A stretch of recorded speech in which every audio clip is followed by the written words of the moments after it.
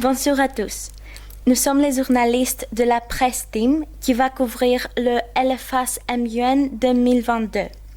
Nous sommes ici avec ma partenaire Nefeli Offray et moi-même Antigone Vodetiano.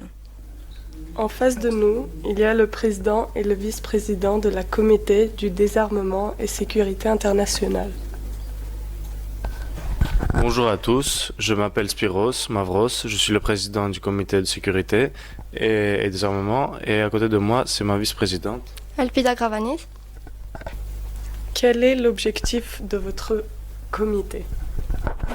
Notre comité c'est le premier comité des Nations Unies. C'est l'un des plus importants car il évoque le but depuis la fondation des Nations Unies qui a été d'établir et de maintenir la paix mondialement à l'échelle internationale. Nous, on va débattre sur 3 sujets.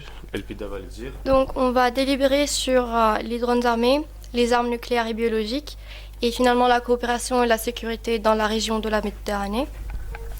Et pendant ces 3 jours de novembre, nous allons avoir les délégués qui vont débattre sur ces sujets et vont représenter chacun un des pays. Et parmi ces pays, on comptera les plus importants acteurs aujourd'hui à l'échelle internationale, comme les États-Unis, la Chine ou la Russie.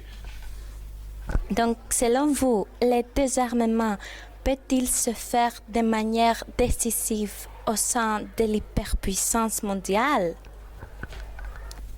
Déjà, il est nécessaire de mentionner que l'ONU accorde la plus grande importance et une priorité absolue à la réduction, voire même l'élimination de l'utilisation des armes de destruction massive qui vont peser les pires conséquences sur l'humanité. Le désarmement total au sein des hyperpuissances serait une utopie parfaite pour les Nations Unies qui ne sera jamais possible à mon avis.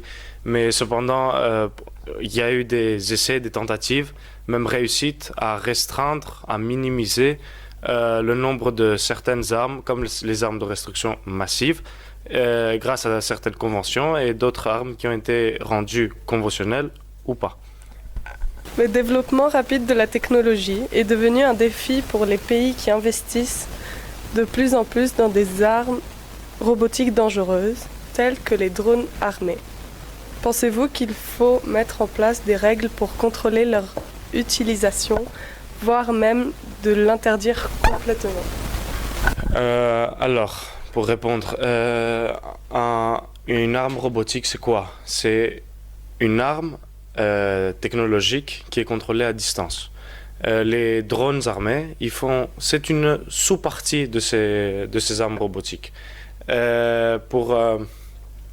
Pour les interdire complètement, ça va pas être possible. Mais cette question, c'est vraiment le sujet propre de notre débat que nous allons avoir pendant les MUN au sein de notre comité.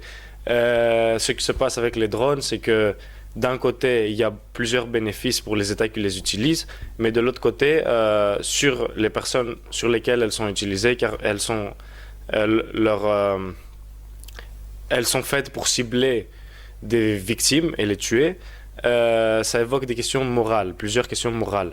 Donc, les États, car ils trouvent plusieurs bénéfices sur eux, notamment les États-Unis, essayent de fermer l'œil sur ces questions morales et faire comme s'ils ne connaissent pas, comme s'ils ne veulent pas entendre de ça. D'autres pays comme la Chine ou l'Iran aussi se gardent très discrètes sur ce sujet. Donc,